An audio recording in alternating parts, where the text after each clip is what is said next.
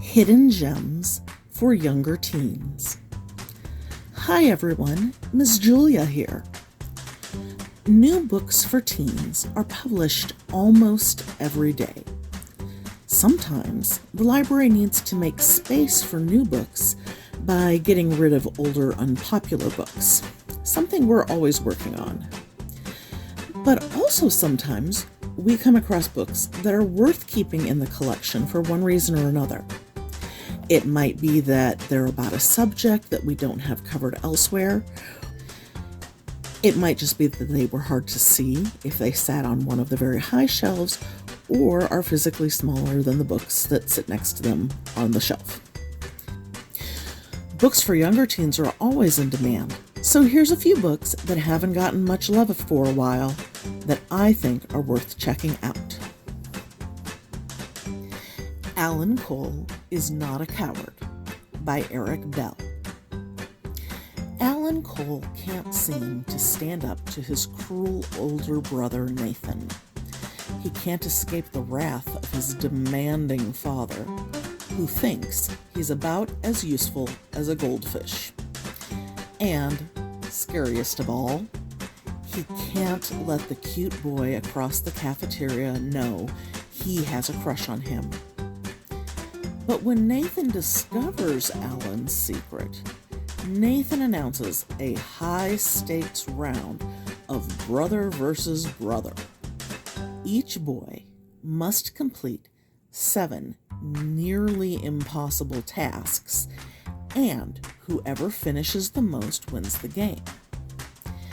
If Alan doesn't want to be outed to all of Evergreen Middle School, he's got to become the most well-known kid in school, get his first kiss, and stand up to his dad. Now, Alan's determined to prove to Nathan, to the world, and to himself that this goldfish can learn to swim. The Dark Beneath the Ice by Amelinda Bérubé.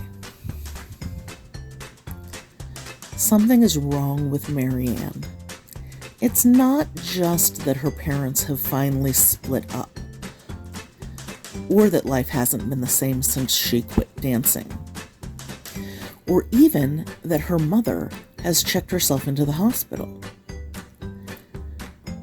Marianne is losing time, doing things she would never do, and objects around her seem to break whenever she comes close.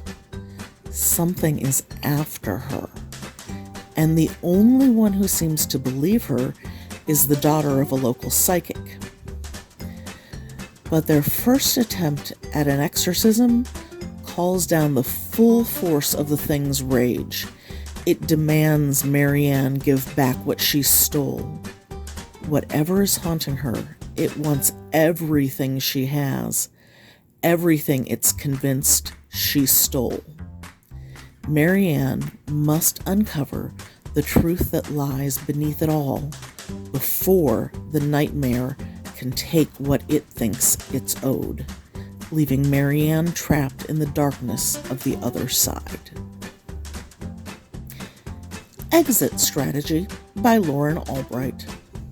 Ross Stevens has changed schools 12 times in the last 3 years. But when his beloved Pops becomes ill, Ross and his mom must plant roots, which means no more school moves and exits. Though Ross has perfected the science of leaving a school with an epic prank.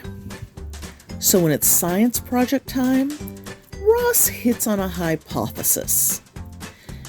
If pranks are cool because they are funny, then maybe he could discover the formula for funny. If his nerdy partner doesn't cramp his style, and if the embarrassing notebook full of his so-called research doesn't get out, then maybe Ross can actually be happy staying in one place. But can he really figure out the formula for ultimate middle school happiness? Love, Inc. by Yvonne Collins and Sandy Rideout. When Zara, Kali, and Sid collide in group counseling, they discover they have something else in common. They've each been triple timed by the same nefarious charmer, Eric, aka Rico, aka Rick.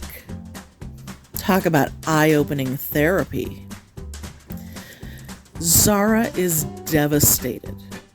Rico had been her rock and sole confidant. How could she have missed the signs? Kali feels almost as bad.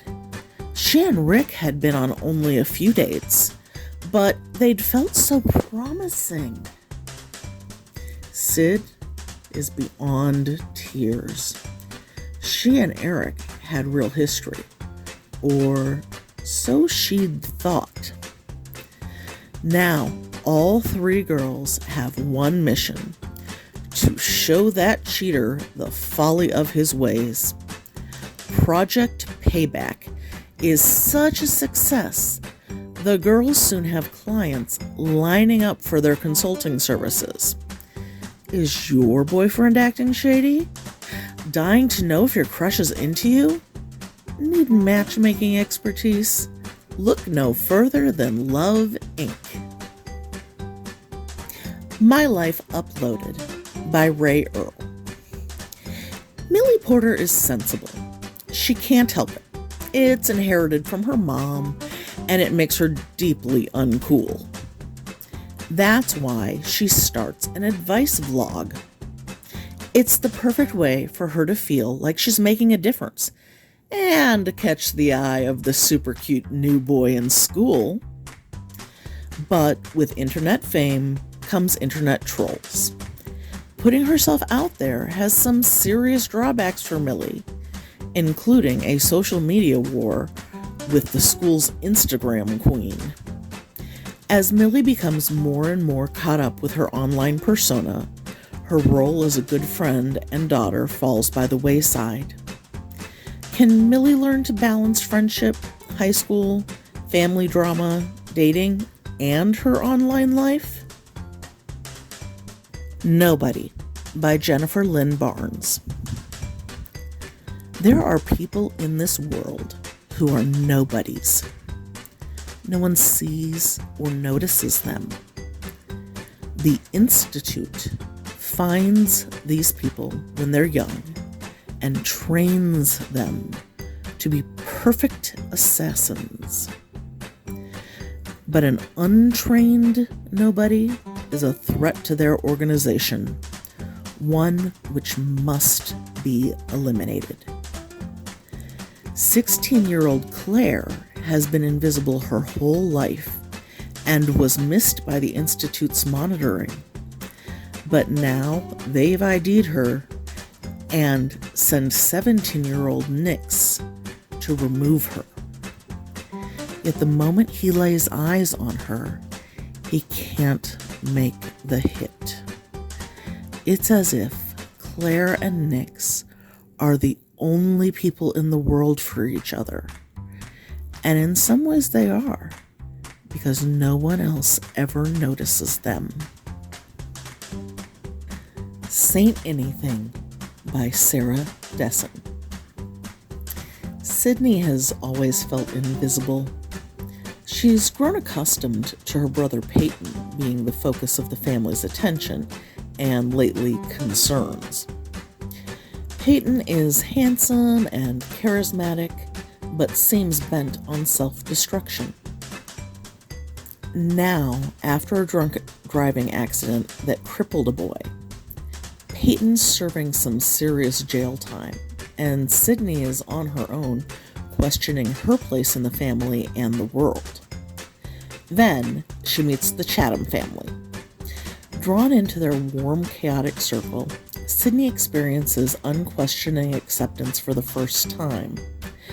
There's effervescent Layla, who constantly falls for the wrong guy, Rosie, who's had her own fall from grace, and Mrs. Chatham, who, even though ailing, is the heart of the family. But It's with older brother Mac, quiet, watchful, and protective, that Sydney finally feels seen, really seen, at last. Stranger by Rachel Manija Brown and Sherwood Smith. Generations ago, a mysterious cataclysm struck the world. Governments collapsed and people scattered. A mutation arose, granting some people unique powers. Though the area once called Los Angeles, now Los Angeles, resembles a Wild West frontier town where the sheriff possesses superhuman strength and the doctor can warp time to heal his patients, and the distant ruins of an ancient city bristle with deadly crystalline trees that take their jewel-like colors from the clothes of the people they killed. Teenage prospector Ross Juarez's best find ever, an ancient book he doesn't really know how to read, nearly costs him his life when a bounty hunter is sent to kill him and steal the book. Ross barely makes it to Los Angeles, bringing with him a precious artifact, a power no one has ever had before, and a whole lot of trouble. Thanks for joining me for another book talk video for teens. You'll find the books in this video listed in the description below. Also in the description is a link to our Good Books for Kids and Teens website, where you can find more great reads for all ages. Remember to hit subscribe to stay up to date with the library's videos, and you can follow us on social media using the links in the description. Happy reading, everyone!